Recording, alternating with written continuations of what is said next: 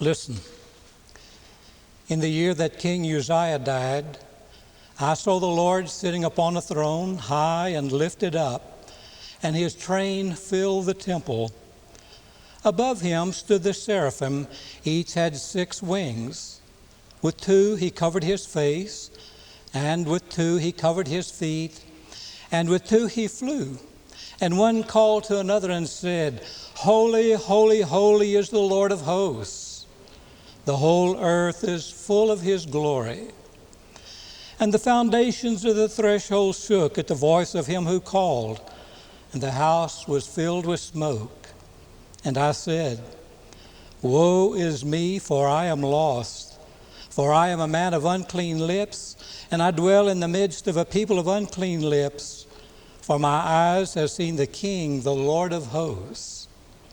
Then flew one of the seraphim to me, having in his hand a burning coal, which he had taken with tongs from the altar.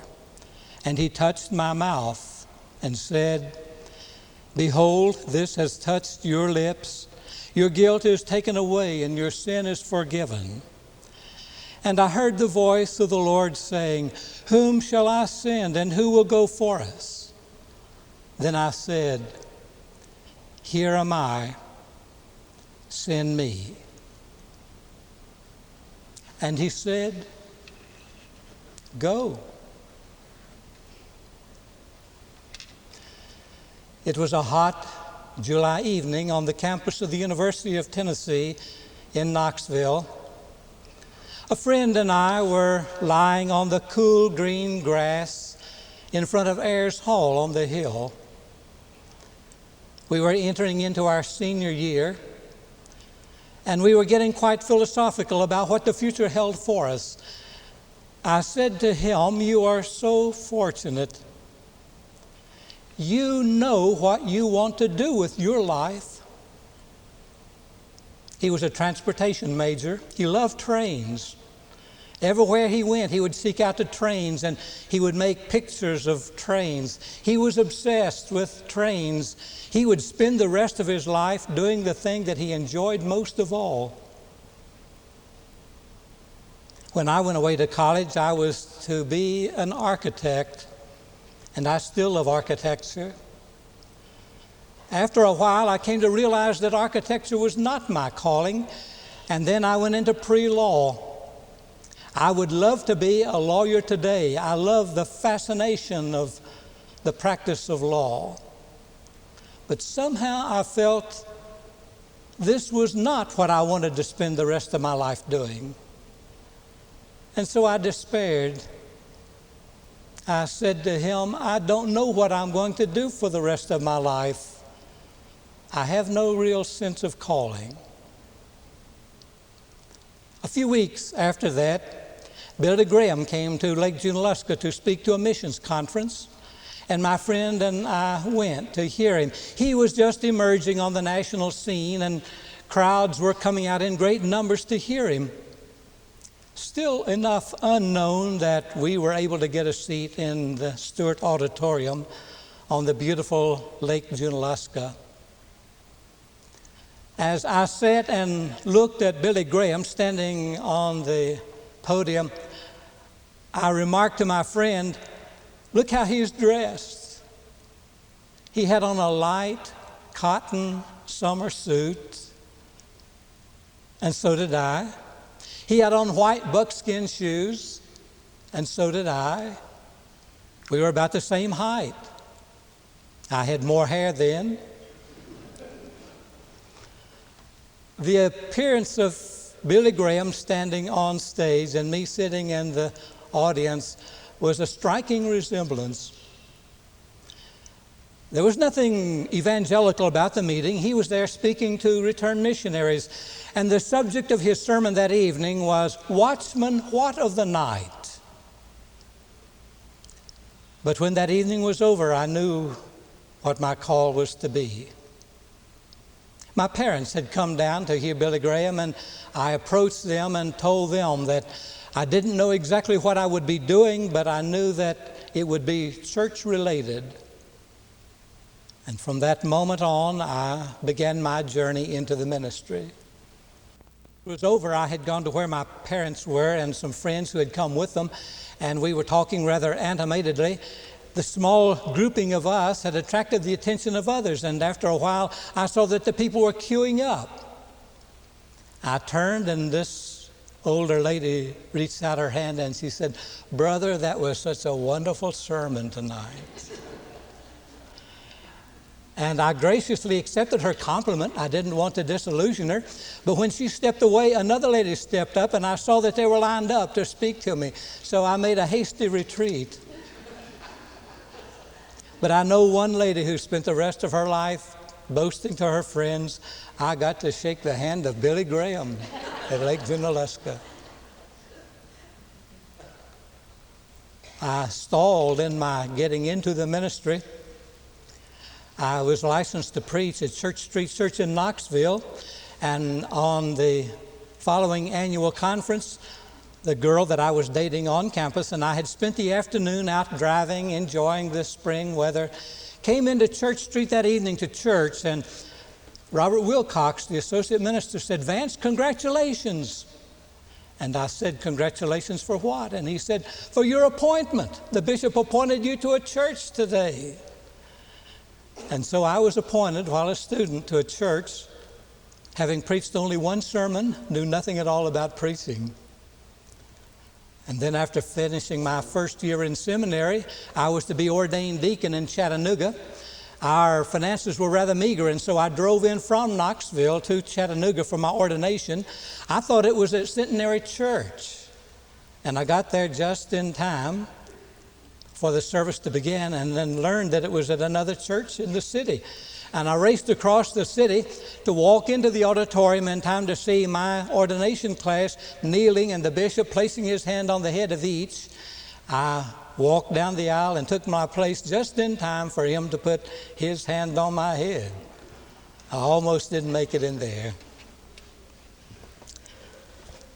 Each of you has what Peter Marshall called the tap on the shoulder. This is how mine came, and your way is far more interesting, perhaps, far more dramatic, but whatever might have been your call, in that moment you moved into a new arena of living.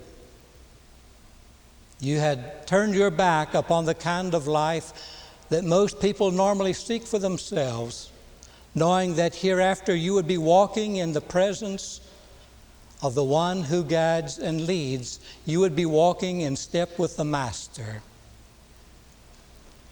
When I was pastor of the church in Gatlinburg back in the 60s, Bishop Finger came to our area as our bishop, and he was ambitious to recruit some of the finest young men and women to the ministry. He was serving both the Holston and the Tennessee conferences at that time.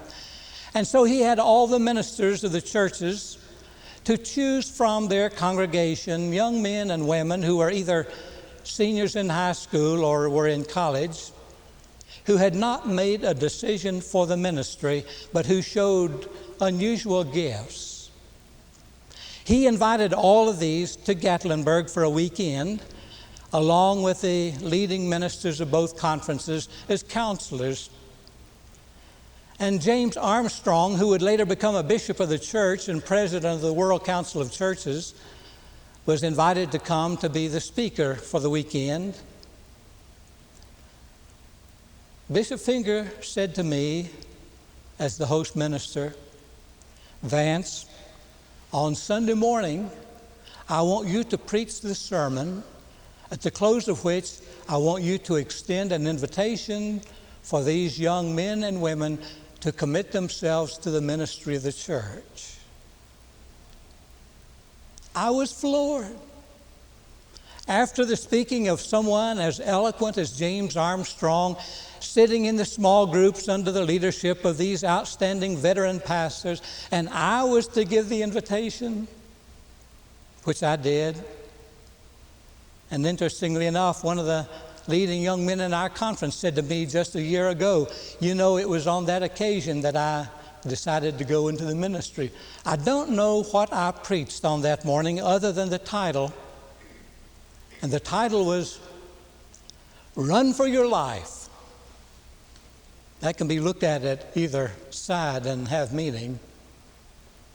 But if I were given that opportunity now to address a group of young men and women who showed unusual gifts, but who had not considered going into the ministry, I know now what I would say.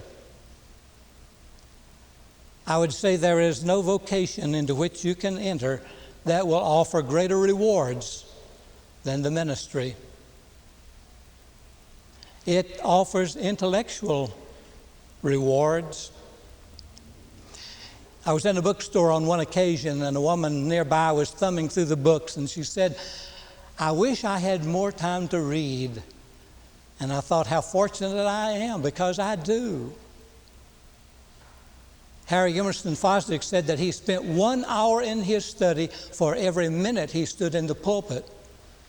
Few of us had that kind of luxury of time. But the mandate is, when you stand in the pulpit, you are informed, you can be believed, your message is authentic. And the only way in which you can stand in the pulpit and make such a presentation is because you have labored over many books and magazines, understanding what it is you're about to say. And it isn't just in the realm of theology. The people sitting in the pews are hurting, and for many reasons. And they need to have their needs addressed. Early in my ministry, while I was still a student in seminary, I learned some theological facts at seminary that I was so eager to share to my congregation. Now, I was a little bit selfish in it too. I wanted them to know how brilliant I was. This was an idea that I'd never confronted before. It was a little country church, and I stood up in the pulpit so proud, and I began to spiel out with all the theological jargon, what I had learned in seminary that week. And then at the close of the service, I went down to the door of the church, waiting for people to tell me what a learned sermon that was. And then an elderly woman came up and paused for a moment, and she said, "Today is the anniversary of my son's death. He died in World War II, and he was buried at sea. And when I came to church this morning, I wanted something to be said that would give me the assurance that I had not lost my son, that he was still mine in spiritual ways." And I shrank. I took a vow then that I would never again preach an intellectual sermon for the sake of presenting theology except in a learning environment. Hereafter, I would look into the faces of the people in the pew, and I would anticipate, by my knowing my congregation, where they were, where their hurts were, what they were struggling with, and this was what I would talk to them about. And I never let that vow grow cold. It is an opportunity that a person gives you 20 or 30 minutes of their time to listen to every word that you say, and what an opportunity it is to change the lives of people by making them leave feeling closer to God than when they came into the church. There's no greater challenge on earth than that. Standing before people and bringing them closer to God and letting them walk away more confident, more assured, more filled with love than when you began speaking. That's what I would say to these young men and women now in the challenge to become a minister. And I would share with them the social rewards that are theirs. I don't know anyone who is more welcome into the homes of strangers than a minister appointed to that community. In fact, if you don't come, you're going to get criticized. It's not whether or not you may come. And whether it's a hovel or whether it's a beautiful mansion, the welcome is the same. And you have the opportunity to enter into people's homes and share with them in the things that are meaningful to them. the social contacts that we have as ministers, as a group of people, our peers, coming together and talking about the things that really give us great pleasure and excitement, and always respected in the community. Time was when the parson was the person of the community, and in a sense that has never tarnished, he still is one who is automatically received, accepted, and respected in the community. What other profession will offer you that from the very beginning? You don't have to earn it. You can lose it, but you don't have to earn it. From the very beginning, you're a part of the great community of social life of those of your congregation. And I would tell them that there are great spiritual rewards. There may not be many material rewards. For some, there are. I was so humbled the last year of my ministry when I studied the disciples study with a group of lay ministers who were struggling to make ends meet and serving a number of churches, driving many miles from one to the other.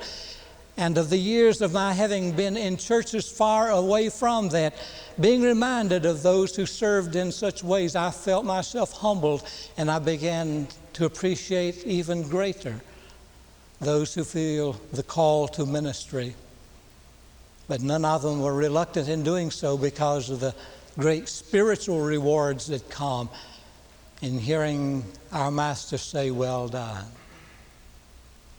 This is what I would say if I were addressing those who had not yet made a commitment, but who had the gifts for being great servants of God. We here who have spent our life in Holston Conference ministering have a greater appreciation than any of the others of you can imagine for the great opportunity that has been ours among the most wonderful people on earth. I defy anyone to show me any conference that can tower above Holston Conference. The people are down to earth, filled with love, good Tennessee values, Virginia ideals. This is a conference that has enriched the lives of all of us who have walked up and down her valleys, who have walked by her streams, who have climbed her mountain peaks. What a privilege it is to be able to work in the most beautiful part of the world and to spend our life discovering for ourselves God in all of it. Began really in 1773 when Edward Cox came from Baltimore into the Holston country. He had been converted by Francis Asbury, and the first thing he did was to open his home to those who wanted to be Methodists. And 10 years later, Jeremiah Lambert was appointed to the Holston Circuit. It comprised all of Tennessee and Virginia that was between the Cumberland Mountains and New River in Virginia, the Great Smoky Mountains reaching into North Carolina, down into Georgia and South Carolina. One circuit rider riding over that vast circuit, beginning to spread the message of Wesley to the people in the frontier, and how it caught on and how it grew. And over the years, following the history of Holston Conference, one rides upon the shoulders of magnificent men and women who took seriously the call of taking the bread out into the wilderness and putting the water to the lips of those who were spiritually thirsty. And to be in that endless line of splendor is a reward that one cannot even begin to describe. Ours is a great church. Ours is a great conference. And we who have ridden her paths and now have taken a moment to rest have a great fellowship of remembering and sharing as our paths cross through the lives of people. Not only did I have the privilege of challenging the young men and women to become ministers, on the occasion of my retirement, I had the high privilege of passing the mantle on behalf of my retiring class to those who were coming in. The bishop didn't give me a chance to talk this time. But if he had, what I could have said. I could have said over the years of my ministry, I can say some things to you who are just beginning. It can make your ministry so much more meaningful. I would have said, fall in love. I heard a tribute to Minnie Pearl last week on CBS, and she told about her first appearance at the Grand Ole Opry, and she said, I was so scared, I didn't know what I was going to do when I got on stage. And she said the master of ceremonies, whom they call the solemn old judge, said, young lady, you're nervous, aren't you? And she said, I sure am. And he said, just go out on the stage and love them, and they'll love you back. I mentioned my first appointment that came to a surprise to a senior at the university. It was to Brookside Methodist Church in the heart of the industrial center of Knoxville. These were milk folk who went to that church. I went in to see the district superintendent to see what it was all about, and he said, there's not a thing in the world you can do for those people, just go in and love them. And love, I tried. I had never really mingled with people who were so mismatched to life. Prison families who didn't have enough to eat on their table. But there was Aunt Mandy who lived in a shotgun house down the street, and she just could love more than anybody I ever knew. And she taught me how to accept people for who they were, to appreciate them for who they were, and to love them.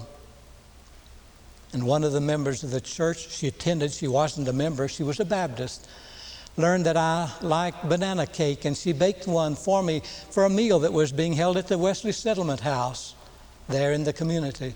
And she suffered a heart attack while she was baking the cake. And her husband tried to get her to lie down, and she said, not till I get this cake finished. And when I learned of that, it was hard to eat that cake. But I appreciated the love that one had expressed in wanting to do something for the young preacher who was just starting out in their community. Don't be afraid to love. And love people not for what you want them to be, but for who they are. And I would say get in a rut. Make every day a repetition of the day before in getting into God's presence and talking to Him and taking down the book and reading the things that He inspires you to read. And get in a rut, a discipline of knowing the things that need to be done and going out and doing them the best that you can, and not letting life float through the day simply because you have the privilege of making up your own schedule. But get in a rut and don't get out of it. And I would say, get out of the middle of the road. When I was serving my second pastorate out of seminary, I spoke to a college gathering at chapel. And at the close of the chapel service, one of the leading ministers of our conference, who was in retirement and was on the staff at the college, called me to his office, and he said, Vance, you're just starting out your ministry. Let me give you a word of advice. Stay in the middle of the road and you'll get to the top.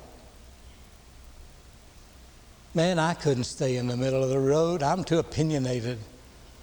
I was always getting involved in issues on the side of the road. I kept getting out of the middle of the road and taking unpopular positions.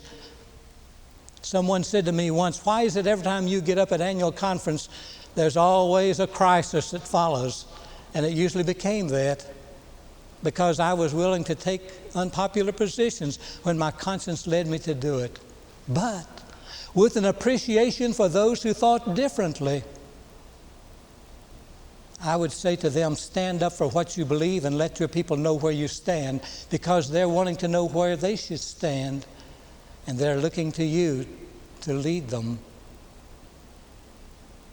Don't impose what you believe, but be free to stand for what you believe, especially if it's important. And I would say, warm up your heart. The congregation is full with sinners, and sinners are so easy to dislike because of the lifestyle they've chosen and the values that they live by. And it's so easy for us to compartmentalize people outside of the church, unlike ourselves, and give them only a fragment of ourselves, passing judgment all the while. I learned that lesson quite graphically late in my ministry.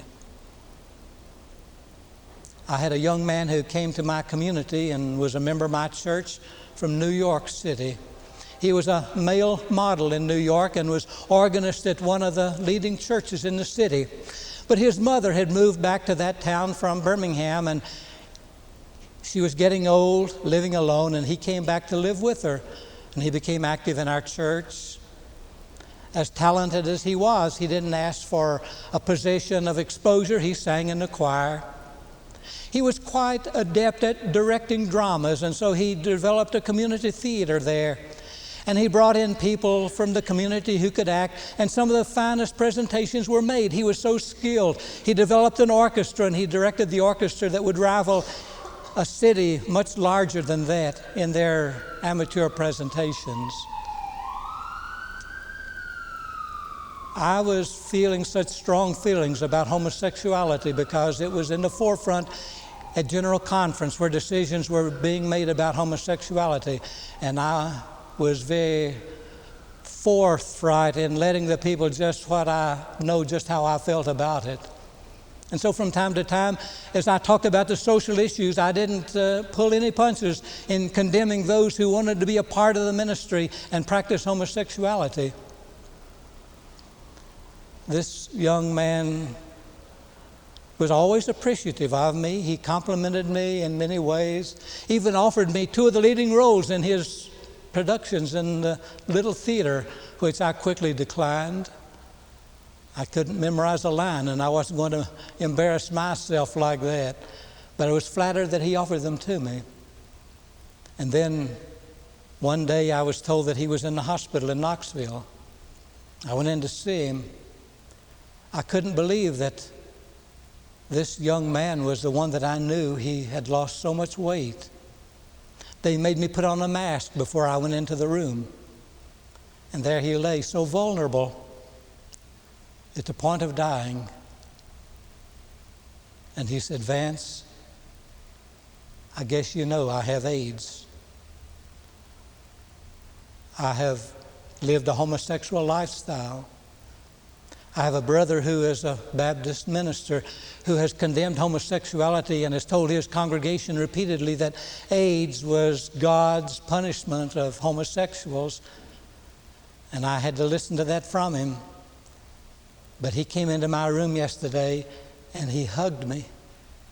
And for the first time in my life, my brother said, "I love you." And all at once, I wanted to hug him too. I felt such a pain for him, such a love for his vulnerability and his hurting. But I had on a mask and a gown, and they told me to keep my distance because if I had a germ, he would get it. And I left that room with another appreciation for those that we are so quick to condemn. Behind every condemnation, there's a person to be loved. Hate the sin, but love the sinner. It's hard. But Jesus did. And now this. And the most valuable resource in the Methodist Church today, untapped, is that vast cadre of retired Methodist ministers. The experiences that we have, the struggles through which we've come, the lessons we've learned. Just when our nation begins to call into public service their elder statesmen, they put us out to sit down and watch the parade go by. Use us.